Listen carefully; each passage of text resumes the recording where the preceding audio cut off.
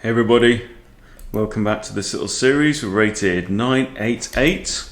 We're going to do another 15 plus 10, see what we get. We've got an opponent rated 983. I'm going to play something I don't normally play, I don't know what yet. We'll see what we get though. They are from Iran. Okay, so what shall we do? Let's play a King's Gambit.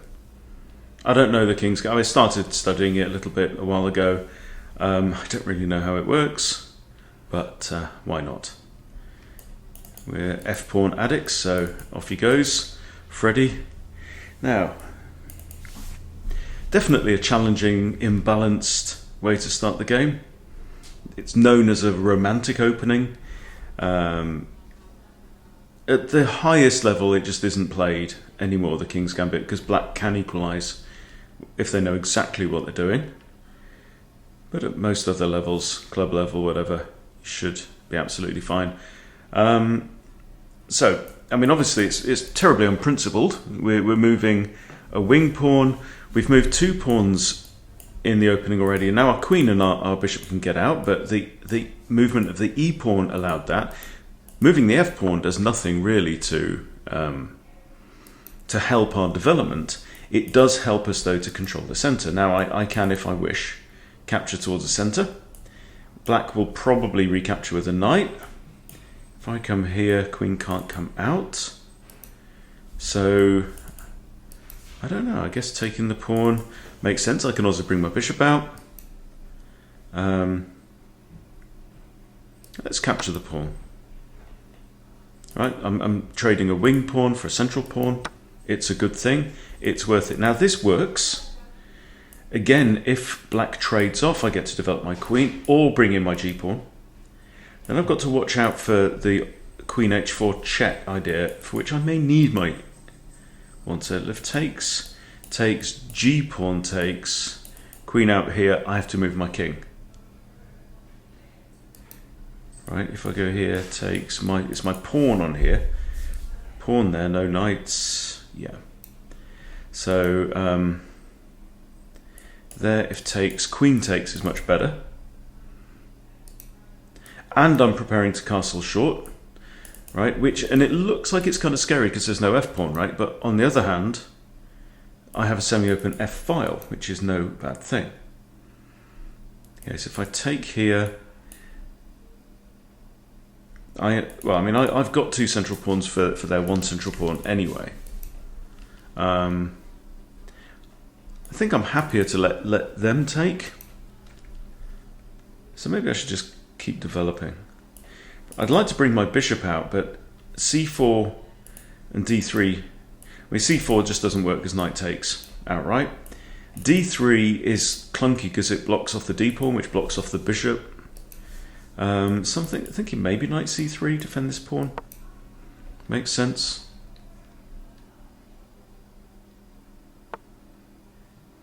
Okay, they've come out to pin. Now, it would be lovely to have my bishop on here. That's not really doable right now. I can break the pin with bishop e2. That's fine. It puts still 3 defenders technically, because I've got the queen as well on there. Bishop here, castles, looks absolutely fine. If bishop takes knight or knight takes knight, I've still got g takes, or I've got bishop takes, and I think I'm okay. So this is like it's like thumb wrestling, you know. You're just trying to get a little bit of the upper hand in this opening phase of the game, and it's very often kind of underappreciated by beginners, the importance of this opening phase. It seems like, you know, advanced players go on about openings a lot, and it's easy to get too obsessed with openings, because most games at the beginner and intermediate level aren't really decided by who played the better opening. It's decided by who blundered worst.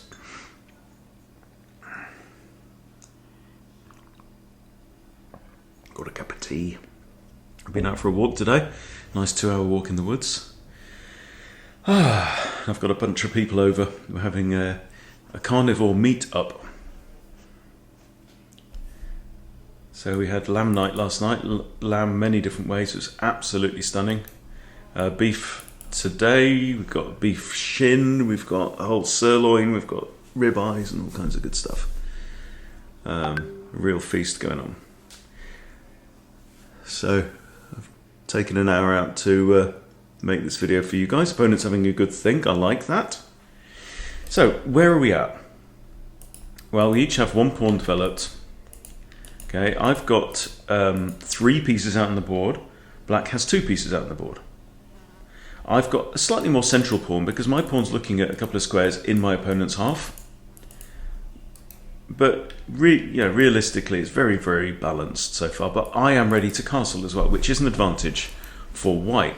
Black, however, has developed no kingside pieces, which means it's going to take him 1, 2, 3 turns to castle kingside. Still 2 turns to castle queenside if he chooses to do that.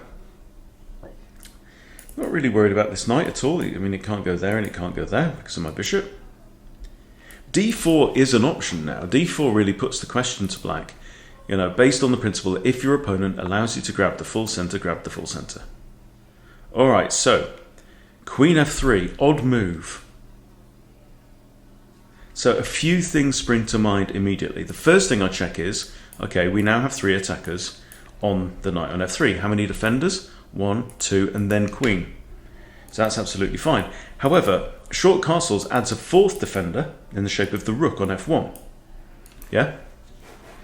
But another thing that springs to mind is even knight D5. Typical Vienna-ish move. Right? So we are in kind of Vienna-ish territory because I've got no F pawn. Right? In fact, the Vienna Gambit, if you think about it, the Vienna Gambit is just like the King's Gambit, but you've developed your knight to C3 before you push F4. So, this is not completely unknown territory for me. Now, what I like about short castles, with rook on here now, I'm threatening to move this knight with tempo because it's a discovered attack on the queen. But I kind of like this move as well. See, I have both these options, and there's no reason why I can't do both, okay? So the first thing that I would investigate here is knight first. Knight D5 first. Hits the queen, right? The queen is not going to be the first capturer here because the first 2 defenders are far lower value. Now, if I castle and black decides to trade off, I'm still better, I think, because I've castled my king. I've got a rook on the open file. It's all good. But if I do this first, so we know queen ain't going to take here, right? She ain't going to go here because my knight will be on D5. She can't go there. She can't stay where she is. If she goes here or here, then I'm going to play D4 with a double attack. That's a discovery from the bishop. So I don't see a downside here. She might go here, she might go here. But then I'll probably short castle, or I'll play D4. D4 is, again, a tempo move. We might see a few fatalities at that point. But the other issue is, of course, that I'm not only hitting the queen, I'm hitting C7 as well. And C7 comes with the threat, well, would come with a fork on king and rook, winning material. So therefore, the queen has to defend C7. And in fact, she's only got one way to do it, which is to retreat to D1. Okay. She retreats to D1. Then I've got options of castles, but also this, actually. This, if I take this knight, he can't just simply recapture because he loses the bishop. Okay. So let's assume the queen goes here. I take the knight. Black would have to trade bishops first and then recapture. That's going to leave his pawn there on E5, my queen on E2.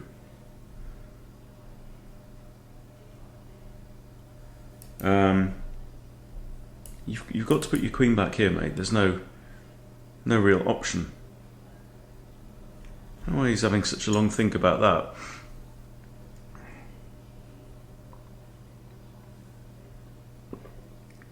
I'm sure I'll have lots of King's Gambit players telling me that I messed up the theory, but this isn't about theory, this whole series. There you go, he's done that. Okay, This is about principles. So takes, he has to trade bishops, and then he has to recapture here. That will leave me with a nice pawn and knight in the center. Queen developed onto e2, lined up with opponent's king. Or we have this idea. Or we also have the idea of pawn d4. I'm liking pawn d4 a lot. If I take here, takes, my queen ends up on the e file, then d4 doesn't make sense because he can capture there. But pawn d4, he ain't going there because bishop takes, right? He can retreat, which I'm happy to see. He can't go where the bishop is. He may trade off. Now, do I want to castle? I think let's castle first with the idea of d4.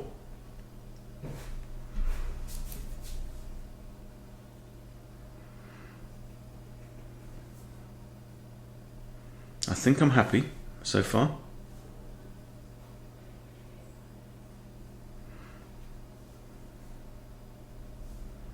We may see a flurry of... okay, let's have a think now. It's attacking my central knight. It's a good move. Knight e3 hits the bishop. Here, he's got a choice of knights, or he can trade bishops first. I don't think he should trade bishops. I don't think he should just give up this developed piece. He's only got 2 developed pieces after 8 moves, right?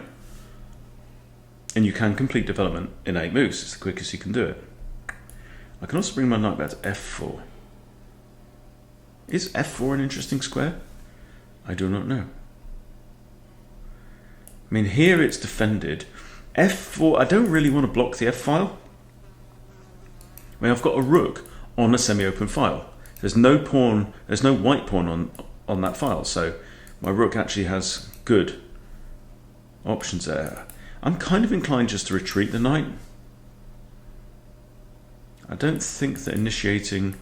In fact, I can't do this. So if I take there, he takes, I have to recapture with the queen, and then I simply lose my knight. So you've got to be careful about the timing of these things. You know, when a capture comes with a greater threat, you know, they capture, I have to recapture, they have the initiative. So I'm just going to retreat the knight. Not going to think too much about that.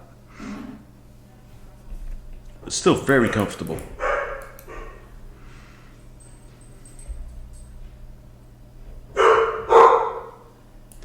If I take here, again, he can't recapture because he loses the bishop. So if I was to take here, he takes bishop, queen takes. I'm still good. I'm still good.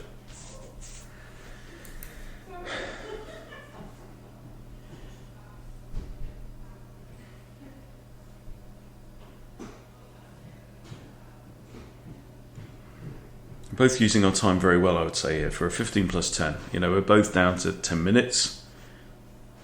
Always good to see. Good to see an opponent really using his clock.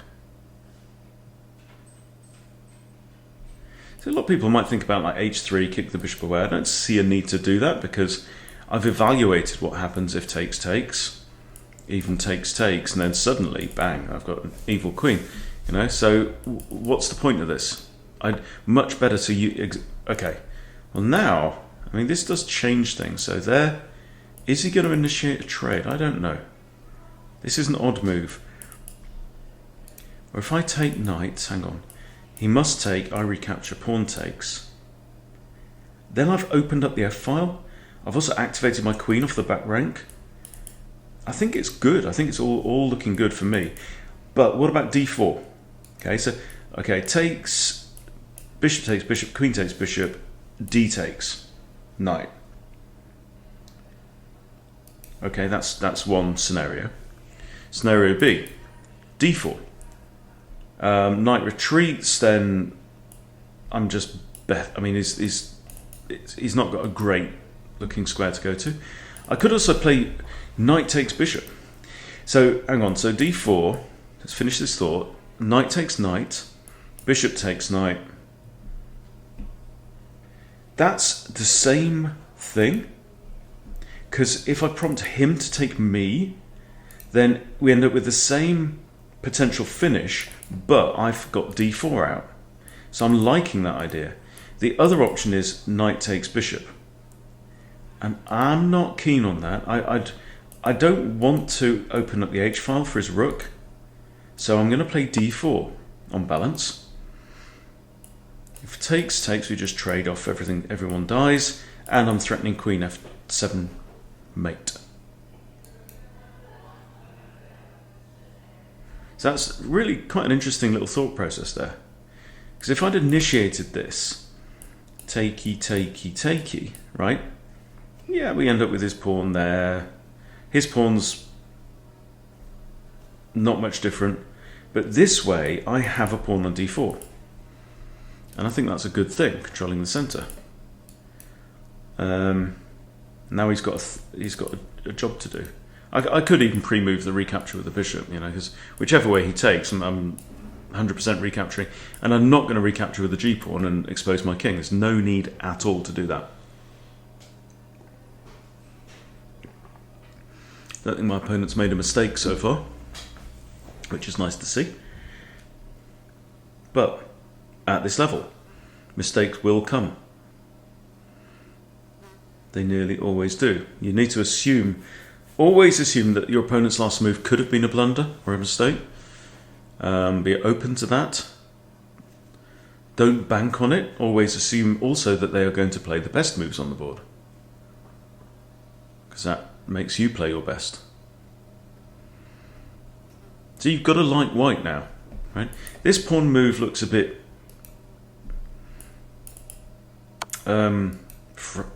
flagrant. Is that the word? Okay, I recapture the bishop. We might have trade skis. I'll definitely capture with a queen, because that gets me closer to connecting my rooks. I want to connect my rooks, right? I want my rooks to defend each other and patrol the back rank. If bishop should take, queen takes, and then I've got two pieces developed, and I've castled, and black's got zilch. Got nothing. Nuff ink. So this would not be good for black. What he should be doing is developing, however, he has a problem. Because I've got 1, 2, 3 attackers on there. He's only defended by a pawn. So if I take the bishop, pawn takes, let's say queen takes, I've just won a free pawn. Yeah, and yes, he's opened up the h-file. So I would need to deal with that. But I don't think this works. Knight takes bishop. Now the knight is looking at this pawn as well. That is worth thinking about. So let's say knight takes bishop, pawn takes, bishop takes. He could capture here, but then I've got rook e1 pinning that knight, yeah? Other options include e5, hitting the knight, which is an important defender. But bottom line here, I have an overwhelm. I've got 3 attackers on this bishop, and it's only defended twice. So I can win a pawn, I think, for sure, right? I take, he has to recapture either with knight or pawn. However he recaptures, I've got knight takes. Then if he trades again, he's just lost the h-pawn. Right, now the question is this, but I don't mind that with his king still in the middle. If e5, what's he going to do? e5 might be the best move. e5, if d takes e, I don't really want to recapture the d. I certainly don't really want to trade queens. So I think knight takes bishop. I'm going to keep my bishop on the board. I'd like to keep the bishop pair. There's no locked files, so there's no pawns butting heads, closing files down. So we have quite a fluid board. This pawn is currently attacked by the knight, but there we go, and queen takes, okay? Now who's better? Look, where's black's position, right? Is he going to castle here? I don't know. He can't actually currently castle there because my queen is looking at c8, which is the square the king would want to go to. My queen actually defends e4. So I'm thinking moves like c3 is nice. Bishop g5 hitting the queen would probably prompt the move f6. At which point I can just maybe dive back, maybe even come to here. That's nice. Also looking down at that side of the board. But the big question for black now is, which way is he going to try and dodge his king to get it safe? And I don't know. I really don't know. Because he can't just go long. And going short, I mean, I've got immediate ideas of taking advantage of this. You know, just rook lift, get the bishop out first, probably, you know, one of these squares maybe. In fact, if he goes short, I've even got this idea, haven't I? Because the king will be on g8. The bishop will have to have moved. Huh. Okay, my first thought is queen here or queen here, threatening queen takes f7, which is checkmate. Either move defends this pawn, but that's irrelevant because checkmate. Checkmate beats you win a pawn. This way he can hit me, but I don't. Is there any difference at all? There's no check from the queen.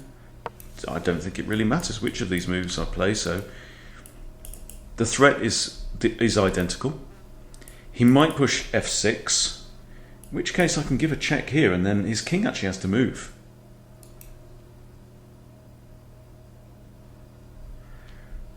Also, ooh, ideas of this as well. Look at that. That's even better, I think. But I could even do both. Or, if he pushes f6, queen g6, if king goes here, Bansky. I skewer the king and win the queen.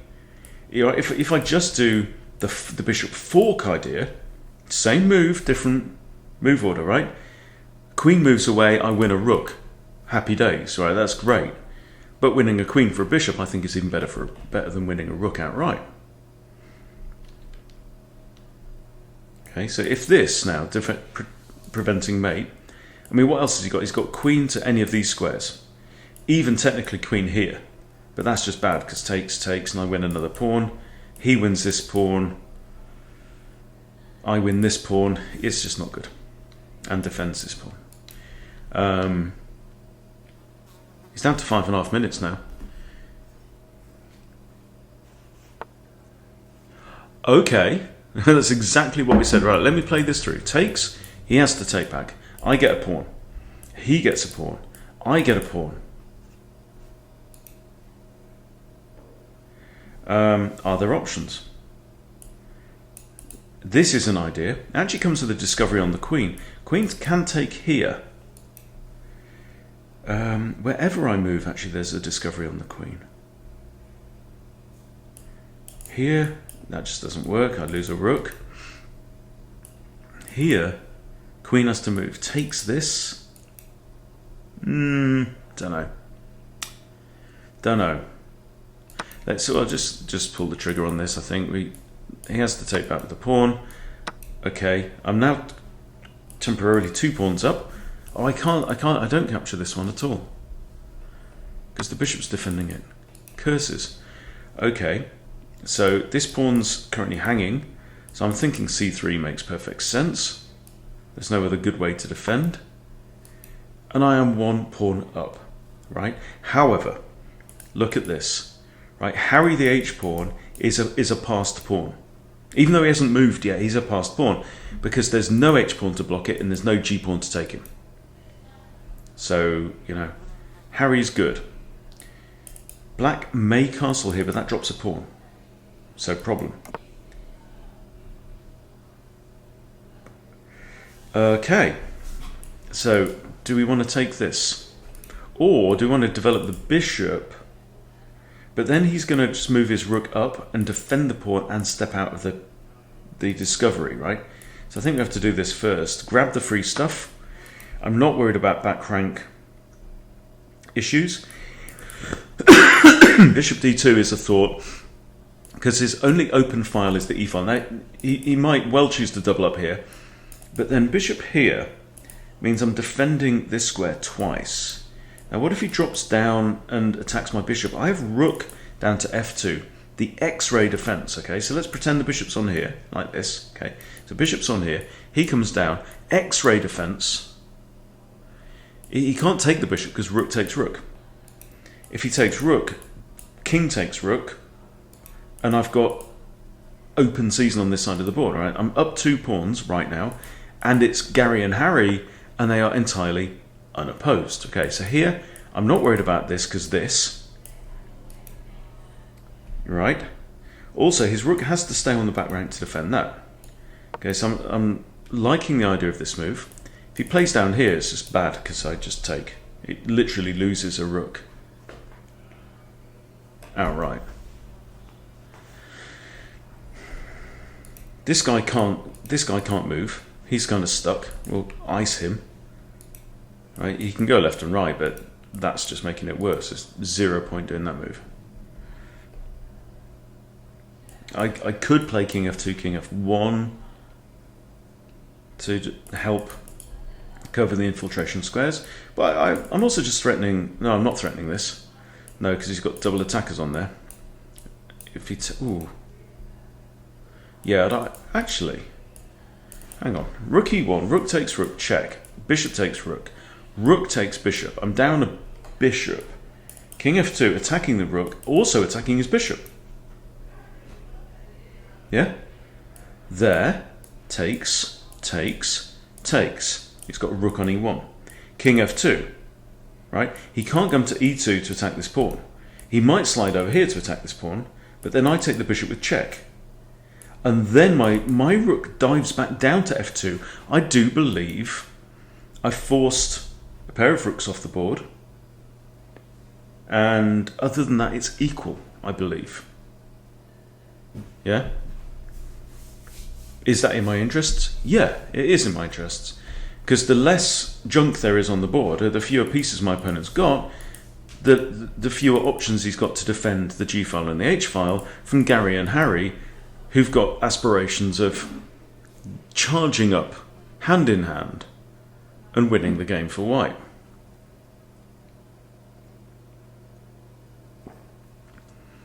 So forcing junk off the board is good. So my initial thought here was that this is losing material. It's not. I don't think it is. Let's do it again. Takes, bishop takes, rook takes bishop, check. King f2 hits the rook. He has to move. He's probably going to come to b1. I take this with check. Black's king has to move. My rook dives. Oh, it can't dive back down to f2 because the king's on f2. Bugger, right? So we end up in this situation. King's here, his rook's here, right? I can just push b3, and then maybe c4, and then maybe d5. But remember, I have no rook here. So I don't know. Maybe I won't do that. Maybe I'll play like rook f1, threaten to win this bishop. I don't know. But opponent's down now to 2 minutes dead. I've still got 6 and a bit. Don't need to do anything fancy. Maybe simply king f1 is the sensibler move. Yeah? Let's be captain sensible now. With the idea of rook e1, rook takes, bishop takes rook. And there's no option of rook takes bishop then. You know? And this is just a case of trying to force material off, clean up the board a bit. King f1 makes sense. It kind of leaves the option of playing my rook back to f2, should that rook be needed. Always be thinking in the end games, how can you protect your rearmost pawns? And this is a great reason why you want to keep your pawns together. Right, so here, for example, if my rook's on f2, this pawn goes to h3, this pawn goes to a3, my rook defends both of the rearmost pawns, which are these guys. So my rook ties the whole room together. Yeah? And that's what you want. You want all your pawns to be defended by the fewest possible number of pieces, which then allows any remaining pieces to go off around the board and cause trouble. Now, if I play rook f1, he does this. I can dive back with this rook anyway, so I don't mind that. Rook f1, I'm not bothered about this. If he comes here, I can just trade off and then king f2. That's fine. rook f1, rook e2, attacking the bishop, rook 7 to f2 would be the notation. Because if there's two rooks on the f file, this would be rook 7 f2, this would be rook 1 f2.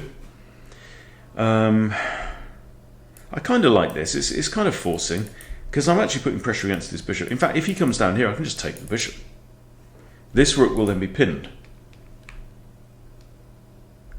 He takes my bishop. Doesn't work. I take his rook with check. I win. This shall be interesting to analyse. It's weird, isn't it? It's like my opponent hasn't done anything egregiously wrong in this game. Alright, tempted to go there, but I can't, obviously because of the bishop. That would be a big boo-boo. So I'm going to push a3 with the idea of this. I might just preemptively drop my other rook back to here. Let's just... Actually, I've been learning a lesson about this recently. Maybe I don't need to do that. Rooks on 7th are good.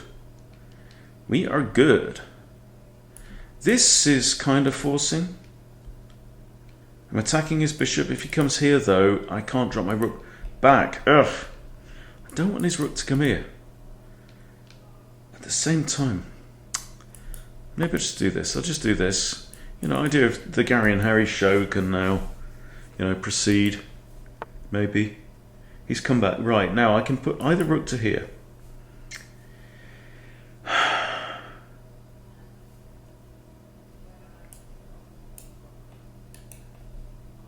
Rook 7 f2 forces the issue. He really needs to disappear from there now.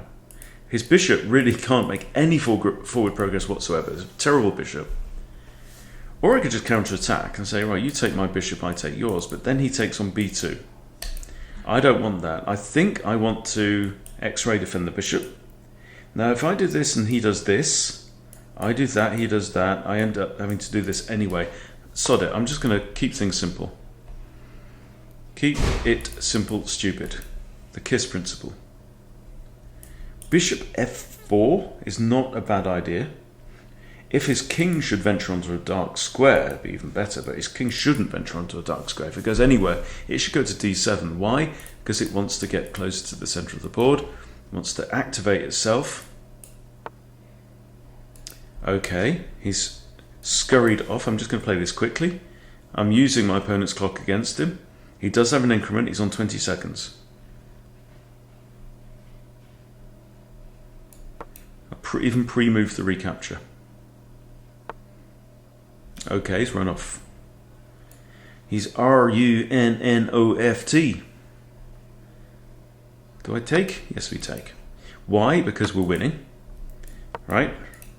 And now I'm threatening to bring my king with Gary and Harry. Okay, dokie. I don't need to do anything. I'm just going to do this. Right, if he takes, rook e2 is check, rook f2, X-ray defends the pawn. Right, there's nothing he can do. Okay, do I throw in a check? Or do I just push ski? Oh, yeah, I just did that automatic. This doesn't really work. He can put two attackers on there. Okay. Be gone, king. King can't move forward through there, can't go there. If he goes here, that's terrible because I go there. It's a skewer. King has to move. I win the pawn. Notice we have identical pawn structures here. Okay, just trade off. Easy peasy. Rook f2 defends my rearmost pawn here. The king's got this. The rook here also means that his king cannot venture on this side of the board. Okay, so I've got time even to push this pawn. I'll put my king up. g4, king h4. This is all fine. And if I get the move g5 in, I've got the option of this as well, maybe. Forcing the rook off, but we'll see. Okay, he's on 25 seconds still. Alrighty. Okay. I'm going to take here.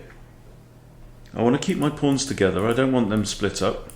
So I didn't think I wanted him to stay. Let's take him with the king. Okay. Right. Okay. So let's push g4. He has a check.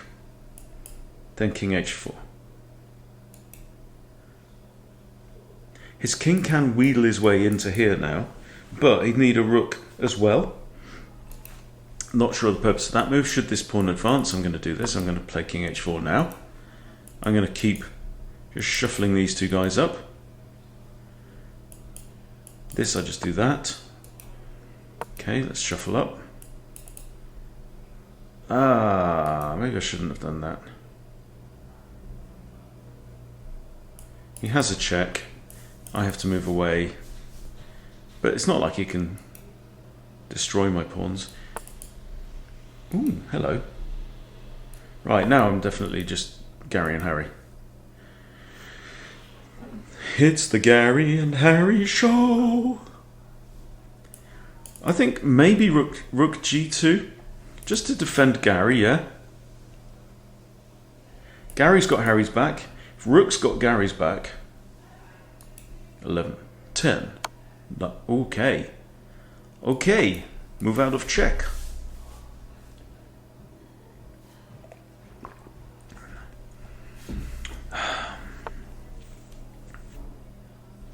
I think this is his idea. Doesn't work. If I go king here, he goes check. I have this, maybe forcing off the rooks. I don't think he's got any options now.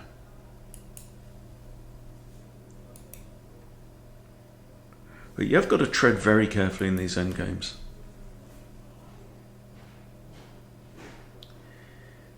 Eight, 7, 6, 5, 4, 3, 2, 1. The game is lost. Okay. Bang. 10, 9, 8. You get the picture. What are you going to do? I recapture with a pawn and it's just winning. Okay, one on time. Okay. Right then. Yeah, good sport, good game. Now, let us grab the PGN, and we are at an analysis board. Andrew H. Chess wants to be friends. Savage Pawn 7 wants to be friends. Of course, my friends, of course. We are all friends here. Okay, taking off the ratings. So, Tucker said he doesn't get the guess the ELO when he does an analysis. Now, first things first, have you got beta settings switched on? What? A thunder blunder from me. Did you spot it? Hang on, am I white or black? I'm white. I made a thunder blunder. Good lord, but 86 accuracy and 77 from my opponent, right? Look, so he played at 1650 level. He played at double his rating. And I played the middle game and endgame superbly, apparently.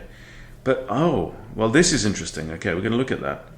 So, yeah, first things first. You go to settings. Have you got... Is it still a beta thing? Okay. So, bottom settings, beta, right? Join beta. I don't know if it's still a beta thing, but anyway, let's see. So, anyway, what's this blunder? I'm fascinated. Oh, FE is a blunder because of this. Oh, man. Okay. I know all the King's Gambit players are out there are going, but do you know what? I know that's a blunder. From playing black against the King's Gambit, I know FE, you just don't do it because of this. Right? If I do this, they take here with check and win the rook. Right? So what's the alternative? King there, queen takes anyway, and that's just as bad. I have to go here, right? This is absolute. Oh man, that was horrible. But anyway, my opponent thankfully was more of a dummy than me. We both missed it, and every King's Gambit player is going to be scraping breakfast cereal off their screen. So I apologise for that. But you know, you want accurate play, watch Naroditsky or Chess Bra or whatever, right? Not this channel. But anyway, yeah, so silly, silly, silly Hunty. And that was just terrible. Then I played a reasonable move. Said, you've moved the wrong knight, Bacon Brain. Okay. You pushed the wrong button, Bacon Brain. Now place that one and you get a gold star. I'm not going to do it in the actual voice of the character who said it because that would give it all away. And I don't know if I could anyway. Anyway, so, okay, d4 here. It's saying go straight for the centre. You see the importance of the centre. I mean, it's marginal. Good. Best. Oh, it didn't like that. Okay. Knight takes. That's curious. Knight takes is interesting because I then put 3 attackers on this bishop. So knight takes, he's going to have to trade off, yeah? If I recapture... I don't know.